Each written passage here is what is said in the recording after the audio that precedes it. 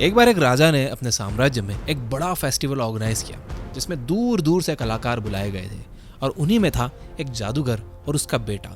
इस फेस्टिवल में जहाँ पे सब अपना अपना टैलेंट दिखाकर लोगों को इम्प्रेस करने की कोशिश कर रहे थे, वहाँ उस जादूगर ने कुछ अलग करने का सोचा।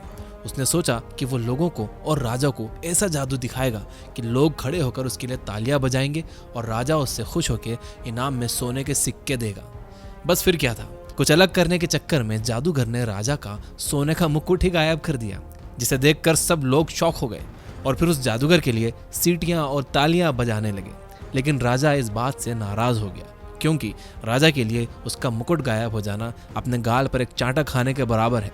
इसलिए राजा ने उसी वक्त गुस्से में आकर जादूगर और उसके बेटे को मौत की सजा सुनाई। अब अगले दिन दोनों को फांसी दी जाने वाली थी। तभी रात को जेल में जादूगर को सिपाहियों की बातचीत से पता चला कि राजा को अपने घोड़े से बहुत ज्यादा प्यार है और वो अपने घोड़े के लिए कुछ भी कर सकता है। ये बात सुनकर जादूगर ने अपना शातिर दिमाग चलाना शुरू किया और जैसे ही उसे और उसके बेटे को फांसी दी जाने वाली थी, उसने राजा से कहा, रुको, अगर आप मुझे और मेरे बेटे को माफ कर देते हो तो मैं अपनी जादुई शक्तियों से आपके घोड़े को 1 साल के अंदर अंदर हवा में उड़ना सिखा दूंगा। अब यह सुनकर राजा बहुत ही खुश हो गया और सोचने लगा कि अगर ऐसा हो गया तो दुनिया के सिर्फ इकलौते उड़ने वाले घोड़े पर सवारी करने वाला वो सबसे पहला और अकेला राजा होगा, जिससे उसका नाम लोग हमेशा हमेशा के लिए याद रखेंगे। तब राजा ने बहुत सोचने के बाद कहा कि अगर ये घोड़ा उड़ा तो तुम जिंदगी भर के लिए आज़ाद, और अगर नहीं उड़ा तो 1 साल बाद मैं खुद तुम्हें फांसी पर चढ़ा दूंगा। अब इस बात पर जादूगर बहुत खुश हुआ क्योंकि राजा ने उसकी जान बख्श दी थी, लेकिन उसका बेटा अभी भी नाराज था। इसलिए वो बोला, पापा आप जानते हो ना कि कोई घोड़ा कभी उड़ नहीं सकता। फिर आपने इस तरह की बातें राजा को क्यों बताई? क्योंकि अगर ये घोड़ा नहीं उड़ा तो 1 साल के बाद ये राजा हमें फिर से फांसी पर चढ़ा देगा। तो आपने ऐसा क्यों कहा? तब उस जादूगर ने कहा कि बेटा ऐसी बात नहीं है, असल में मैंने हमारी जिंदगी को 4 मौके दिए हैं।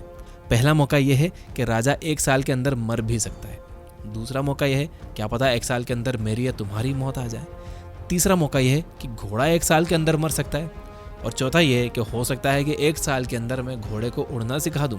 और उसके बाद असल में हुआ भी कुछ ऐसा ही। कुछ महीनों के बाद राजा की मौत हो गई। अब कौन सा घोड़ा, किस बात की सजा?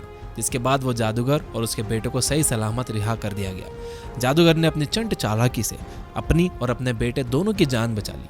अब ऐसा वो क्यों कर पाया? क्योंकि उसने रॉबर्ट ग्रीन की बुक 48 लॉज ऑफ पावर में से learn to make people dependent on you इस लॉ का इस्तेमाल किया था। अगर आप भी पावरफुल बनना चाहते हो और लोगों में अपनी रिस्पेक्ट बढ़वाना चाहते हो तो वीडियो को बिल्कुल स्किप मत करना, क्योंकि आगे के लॉज इतने खतरनाक हैं कि अगर खुद से चाहो भी कि लोग आपके इंसल्ट करें और आपको बुरा भला कहें, तब भी किसी में हिम्मत नहीं होगी आपसे भिड़ने की या पंगा लेने की। तो आगे के लॉज अच्छी तरह से समझ लो। यकीन नहीं होता मेरी बातों पर तो वीडियो को एंड तक देख लेना। रेडी हो तो कमेंट कर दो आई एम रेडी, क्योंकि जिंदगी बदलने वाली है दोस्त।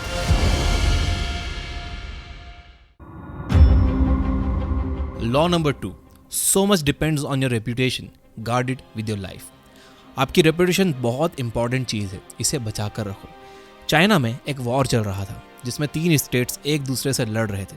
उस वॉर में पहले स्टेट के लीडर चूको अपनी आर्मी को लीड कर रहा था, जहाँ पे उसने अपनी ज़्यादातर आर्मी को तीसरे स्टेट से लड़ने के लिए भेजा था और ख़ुद अपनी एक छोटी सी आर्मी लेके गाँव में आराम करने के लिए चला गया था। अब ये बात स्टेट 2 की आर्मी के जनरल को पता चल गई और उसने चूको पर अटैक करने का प्लान बनाया, जिसकी थोड़ी देर बाद चूको को पता चला कि 1.5 लाख लोगों की आर्मी उस पर अटैक करने आ रही है। उसने ये तुरंत अंदाज़ा लगा लिया कि वो थोड़े से लोगों के साथ 1.5 लाख लोगों की आर्मी को नहीं हरा पाएगा। पर क्योंकि चूको आज तक कोई भी लड़ाई नहीं हारा था, हर एक आर्मी जनरल को चूको से लड़ने में काफ़ी डर लगता था।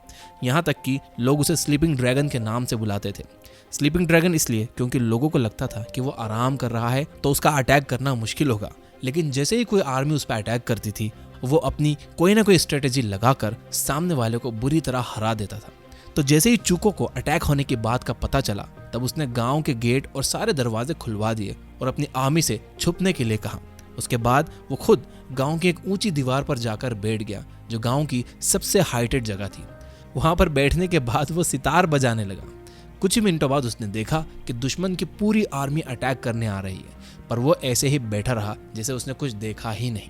जिसके बाद जब आर्मी गेट के पास पहुंच गई, तब आर्मी जनरल ने देखा कि सारे गेट्स खुले हुए हैं और चू को आराम से बाहर बैठा है। ये देखकर उस जनरल को डर लग गया और काफी सोचने के बाद वो अपनी आर्मी को वापस ले गया।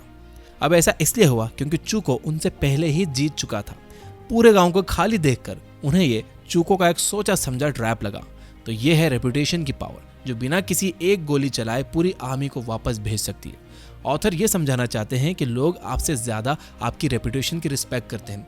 रेपुटेशन आपको मुश्किल सिचुएशन से बचा सकती है। स्टार्ट करने के लिए आप कोई भी एक क्वालिटी से अपनी रेपुटेशन बिल्ड करना स्टार्ट कर सकते हो। शायद वो सिंप्लिसिटी हो सकती है या कुछ और भी हो सकता है, पर याद रहे क्वालिटीज बिल्ड करने से आपकी एक रेपुटेशन बिल्ड होगी और यही रेपुटेशन आपको एक पावरफुल इंसान बनाने में काफी हेल्प करेगी। Law number 3, when asking for help never depend on mercy. दुनिया का एक कड़वा सच यह है कि कोई भी याद नहीं रखता कि आपने पास्ट में उनकी कितनी मदद की थी, या आप कितने अच्छे हो और कितने काइंड इंसान हो जो सबकी मदद करता है। किसी को इससे कोई मतलब नहीं है। अगर आप सेल्फलेस होकर किसी की हेल्प भी करते हो तो ये याद रखो कि सब आपकी तरह नहीं होते। सामने वाला इंसान अगर आपकी हेल्प भी करेगा तो उसमें भी उसका कोई सेल्फिश रीज़न होगा, और अगर आपको सच में किसी की हेल्प चाहिए तो उसे उसका सेल्फिश रीज़न दो। फॉर एग्जाम्पल, मान लो कि बीच रास्ते में आप कहीं फंस गए हो और आप चाहते हो कि आपका दोस्त आपकी मदद करे, तो उससे भीख मांगने के बजाय कुछ ऐसा कहो जिससे वो खुद आपकी मदद करने के लिए मान जाए। जैसे कि आप उससे ये बोल सकते हो कि भाई मैं यहाँ एक जगह फंस गया हूँ, मैं चाहता हूँ कि तुम मुझे आकर पिकअप कर लो, मेरे पास थोड़ा एक्स्ट्रा पैसे हैं जिससे तुम्हारी बाइक में पेट्रोल डलवा लेंगे और साथ ही साथ आज का डिनर मेरी तरफ से होगा। इससे आपका दोस्त आसानी से आपकी मदद करने के लिए मान जाएगा, और यहाँ आप एक ऐसी सिचुएशन क्रिएट कर रहे हो कि आप सिर्फ फेवर नहीं मांग रहे बल्कि सामने वाले को भी उसका फायदा दिखा रहे हो। Law number 4, get others to do the work but always take the credit. आपने निकोला टेस्ला का नाम तो सुना ही होगा। अगर नहीं सुना है तो मैं बता देता हूँ कि वो एक ऐसे साइंटिस्ट थे जिनके पास 300 से ज़्यादा इन्वेंशंस के पेटेंट्स थे, पर फिर भी वो एडिसन जितने फेमस नहीं थे। टेस्ला के कंपैरिजन में एडिसन ने काफ़ी नॉर्मल इन्वेंशंस किए थे, पर फिर भी एडिसन का नाम हर जगह फेमस था। अब ऐसा इसलिए हुआ क्योंकि टेस्ला हार्डवर्क तो बहुत करते थे पर इन्वेंशंस का क्रेडिट बिल्कुल नहीं लेते थे, और इसी वजह से ज़्यादा लोगों को उनके बारे में पता ही नहीं चलता था, और ना ही उन्हें उनकी नई इन्वेंशंस करने के लिए फाइनेंशियल सपोर्ट दिया जाता था। और तो और, क्या आपको पता है कि टेस्ला ने एडिसन के लिए डेली 16 से 18 घंटे काम किया ताकि वो करंट सिस्टम बिल्ड कर सकें। अब एडिसन को चाहिए था कि Tesla direct current system build करें, पर टेस्ला को अल्टरिंग करंट सिस्टम बिल्ड करना था, जिस बात से एडिसन काफ़ी नाराज़ हो गए, और यही वजह से एडिसन ने टेस्ला के सारे पैसे काट लिए और उनकी मेहनत के लिए उन्हें एक भी रुपया नहीं दिया। थॉमस एडिसन ज़्यादा फेमस इसलिए भी थे क्योंकि भले ही वो खुद थोड़े से इन्वेंशंस करते थे, पर एक बिजनेसमैन की तरह टेस्ला जैसे लोगों से इन्वेंशन करवाते थे और सारा क्रेडिट खुद ले लेते थे। अब मैं आपसे लोगों के काम का क्रेडिट लेने का नहीं कह रहा, सिर्फ इतना कह रहा हूँ कि आपकी किसी फील्ड में स्ट्रॉन्ग और रेप्यूटेड इमेज बनाने के बाद अगर आप दूसरों लोगों से काम करवाओगे तो भी उसका क्रेडिट आपको ही मिलेगा। फॉर एग्जाम्पल, माइक्रोसॉफ्ट अगर कुछ भी बिल्ड करता है तो उसका क्रेडिट कहीं ना कहीं बिल गेट्स को जाता है, जबकि वो तो कंपनी में काम भी नहीं करते। ऐसा इसलिए क्योंकि एक टाइम था जब पूरा हार्डवर्क और एनर्जी बिल गेट्स लगा रहे थे। तो इसलिए अपने आप से एक सवाल पूछो कि क्या मैं ऐसा कुछ कर रहा हूँ कि दूसरा मेरे लिए काम करे और उसका क्रेडिट भी मुझे ही मिले। Law number 5, win through your actions not through your arguments. एक रोमन रूलर को शहर की दीवार तोड़ने के लिए बैटरिंग रैम की जरूरत थी। बैटरिंग रैम एक हैवी मेटल का पोल होता है जिसे मिडिवल एज में दीवार और दरवाजे तोड़ने के लिए इस्तेमाल किया जाता था। तो उस रूलर ने अपने सिपाहियों से कहा कि जाकर इस शहर का सबसे बड़ा बैटरिंग रैम लेकर आओ। जिसके बाद सिपाही बैटरिंग रैम बनाने वाले इंसान के पास जाते हैं और कहते हैं कि राजा ने हमें सबसे बड़े बैटरिंग रैम लाने के लिए कहा, तो आप कृपया करके हमें सबसे बड़ा बैटरिंग रैम दे दो। ये सुन के वो आदमी बोला, मेरे हिसाब से तो आपको ये छोटा वाला रैम ले जाना चाहिए क्योंकि ये काफ़ी है आपका काम पूरा करने के लिए। पर राजा के हुक्म के मुताबिक सिपाहियों ने उसे समझाया कि नहीं भाई, राजा का हुक्म है कि उन्हें सिर्फ बड़ा बैटरिंग रैम चाहिए, तो आप हमें वही भिजवाओ। रैम बनाने वाला आदमी ये बात सुनता है और कहता है, ठीक है, मुझे कुछ वक्त दो, मैं आपके पास एक बड़ा रैम भिजवाता हूँ। अब सिपाहियों के जाने के बाद उसने सोचा कि बड़ा रैम भेजने से राजा का काम नहीं बनने वाला, क्योंकि उसे इतने साल के एक्सपीरियंस के हिसाब से उसे ये बात समझ आ गई थी। और सच कहें तो वो ठीक ही सोच रहा था, लेकिन राजा को तो सबसे बड़ा रैम ही चाहिए था। पर उस आदमी ने सिपाहियों की बातों को इग्नोर करते हुए एक छोटा बैटरिंग रैम भिजवा दिया, जिसके बाद राजा को इस बात पर गुस्सा आ गया कि उस आदमी ने हुक्म क्यों नहीं माना। इसके बाद उस आदमी को बुलाया गया और जब वो राजा के सामने आर्ग्यूमेंट्स करने लगा तो राजा को तुरंत गुस्सा आया और राजा ने उसे मौत की सजा सुनाई। तो पहली बात तो ये कि आपको अपने से ज़्यादा पावरफुल लोगों से आर्ग्यूमेंट नहीं करनी चाहिए।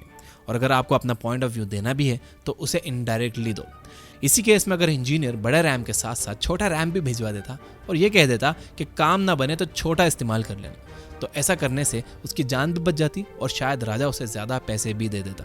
तो हमेशा इस बात को याद रखना कि पावरफुल लोग कभी भी आर्ग्यूमेंट नहीं करते, क्योंकि उन्हें पता है कि अगर उन्होंने ज़बरदस्ती किसी से अपनी बात मनवा भी ली तो भी ऊपर ऊपर से सामने वाला हाँ में हाँ तो मिला देगा, बट अंदर से वो आपका दुश्मन बन जाएगा, जो आपको बिल्कुल नहीं चाहिए। तो बेस्ट केस सिनेरियो में आप अपनी एनर्जी बचाओ और आर्ग्यूमेंट से दूर रहो, या फिर अपने इनडायरेक्ट एक्शन से लोगों को कन्विंस करो।